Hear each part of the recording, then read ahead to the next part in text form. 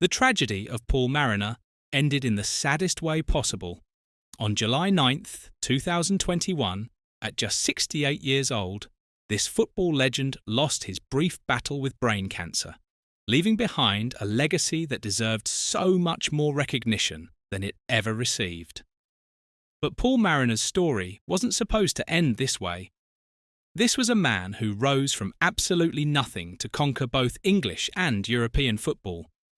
Born on May 22, 1953, in Farnworth, England, Paul's path to greatness was anything but conventional. He initially studied mechanical engineering and even gave up football as a teenager to play cricket with future England rugby captain Bill Beaumont. Football wasn't his first choice, but it became his destiny. After beginning his youth career at Chorley, Paul made the professional leap in 1973 with Plymouth Argyle. At Plymouth, his natural talent for goal scoring became undeniable. In 155 appearances for the club, he netted an incredible 61 goals, quickly establishing himself as a fan favourite and earning a reputation as one of the club's all-time best players. His prolific performances caught the attention of legendary manager Sir Bobby Robson, who would change the course of Paul's entire career. In October 1976, Paul moved to Ipswich Town for a then-club record fee of £130,000, with 2 additional players included in the deal. This transfer would become the foundational step for the most successful period of his career and the golden era of Ipswich Town. Upon his arrival at Ipswich, Paul's impact was immediate and profound. If you're enjoying this incredible story of determination and success, make sure to subscribe and hit that notification bell. Also, comment below and tell me what you think about athletes who completely change their career paths like Paul did. Now, let's continue with his remarkable journey. Paul quickly established himself as a dominant presence, embodying the quintessential old-fashioned number 9. But this label fails to capture the full scope of his abilities. While he was renowned for his physical bravery and willingness to contend with tough defenders, Paul was also a skilled forward who could create his own chances on the deck. His versatility and keen eye for goal were central to the Ipswich side that achieved remarkable success under Sir Bobby Robson. Paul was a key player throughout Ipswich's most successful decade. He was an integral part of the team that won the 1978 FA Cup, defeating Arsenal 1-0 in the final. Although he personally hit the goal frame with a chance in that match, his contribution to the team's overall success was immense. This was just the beginning of his trophy collection. His most celebrated triumph came during the 1981 UEFA Cup campaign. Paul was a real hero in the run, scoring 2 crucial goals in the quarter-final against St. Etienne and another in the first leg of the final against AZ Alkmaar. These goals were instrumental in securing the club's only European title with a 5-4 aggregate victory. For a club like Ipswich, this European triumph was nothing short of miraculous. Paul's prolific and sustained contribution to the club's golden era is best illustrated by his career statistics. Across his tenure from 1976 to 1984, he made a total of 339 appearances and scored 135 goals. These figures cement his status as a true legend of the club and one of the most consistent strikers of his generation. Paul's stellar form at Ipswich quickly earned him a place in the England national team. He made his debut in 1977, just 6 months after joining Ipswich Town. Despite his impressive club form, he had to do a lot of convincing to earn his place in the England squad. However, his performances for the Three Lions solidified his position as England's number 1 target man, leading into the 1982 World Cup. The 1982 World Cup finals in Spain stand as a major highlight of his international career. He started in England's opening match against France and scored the 3rd goal in a convincing 3-1 victory. This goal was particularly significant as it marked his 6th consecutive scoring game for England, a feat that, at the time, had only been achieved by the great Jimmy Greaves. Paul played every minute of England's group matches, which included victories over Czechoslovakia and Kuwait. Beyond his on-field performance, Paul's character was showcased in a memorable moment during the second group phase. After a goalless draw with Spain, a visibly distraught Kevin Keegan sank to his knees, having just missed a crucial header. Paul, without hesitation, dragged a devastated Kevin Keegan to his feet in support.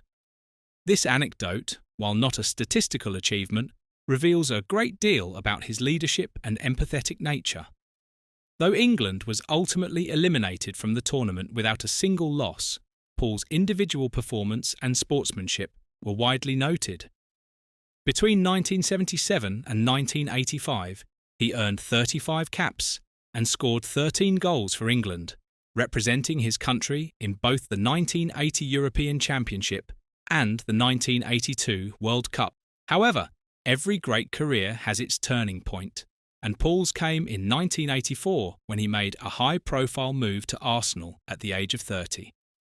His time at Highbury began brightly as he scored a brace against his former club, Ipswich, and found the net 7 times in his first 15 appearances. But his tenure at the club would soon be hampered by physical setbacks. A closer examination reveals that Paul's physical decline wasn't a sudden event triggered by his move to Arsenal. The evidence indicates that injuries to both of his Achilles tendons had already begun to take a significant toll during his final months at Ipswich. This pre-existing condition restricted his football, and he only managed to score 8 times in 25 games for the club in the period leading up to his transfer. His move to Arsenal came at a time when his body was already struggling to cope with the demands of top-flight football. The string of niggly injuries that followed at Arsenal were a continuation of these chronic issues, and they ultimately caused him to lose his regular place in the team's forward line. This chain of events explains why he eventually accepted a free transfer to Portsmouth in 1986 after making 70 appearances for the Gunners. His career decline was a natural progression for a player whose physically demanding style of play had taken a cumulative toll on his body. Following his 2 seasons at Portsmouth, Paul embarked on a new chapter, moving to the United States in 1988. He continued his playing career with the Albany Capitals and the San Francisco Bay Blackhawks before hanging up his boots in 1993. Paul's move to America wasn't a final act, but a professional rebirth. He seamlessly transitioned from player to player coach with the Albany Capitals. This adaptability became a hallmark of his post-playing career. He went on to become an assistant coach at Harvard University before joining Major League Soccer's New England Revolution in the same capacity for 5 years under Steve Nicol. In 2009, he briefly returned to England to manage his former club, Plymouth Argyle. His final coaching role came with Toronto FC from 2011 to 2013, where he served first as Director of Player Development and then as head coach. Following this, Paul's career took another significant turn as he became a highly respected and recurring analyst and pundit for ESPN FC. This move demonstrated a remarkable professional evolution from a physical frontman on the pitch to an intellectual commentator with a sharp mind for the game. His contributions as a commentator and analyst, particularly for major international tournaments, were highly valued. Paul had successfully reinvented himself multiple times throughout his career, but tragedy struck in October 2020 when Paul was diagnosed with glioblastoma, a form of brain cancer. His passing on July 9, 2021, at the age of 68, came as a shock to the football world. His family described his final months as a brief battle. Adding a poignant layer to his legacy, his autobiography, My Rock and Roll Football Story, was published posthumously in November 2021, a final narrative he completed during his illness. The tributes that poured in from around the globe following his death painted a picture of a man whose impact transcended statistics and trophies. A compelling contrast emerged between his on-field persona as a brave and fearless forward and his off-field reputation for his unwavering kindness and good humour. Major League Soccer Commissioner Don Garber called him a joy to be around and a terrific friend, while Ipswich Town's statement referred to him as a town legend. His former teammates and colleagues expressed similar sentiments. Clint Dempsey offered a simple, heartfelt tribute. "Rest easy, coach. Thanks for believing in me." His mentee, Charlie Davies, spoke of him as a true friend who had a tremendous ability to always lift a room. Broadcaster Brad Feldman described him as a football hero, giant personality, heart of a champion, and also just a great guy. These reflections suggest that while his on-field achievements were considerable, his most profound legacy may have been the deep personal connections he forged across his diverse career.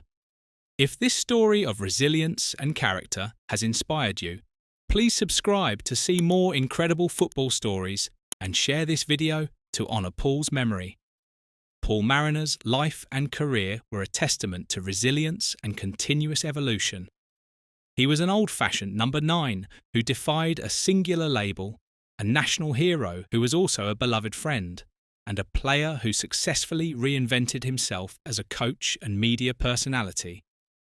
While his on-field glory may not have been celebrated with the same fervour as some of his contemporaries, the overwhelming number of heartfelt tributes upon his death confirms his true impact.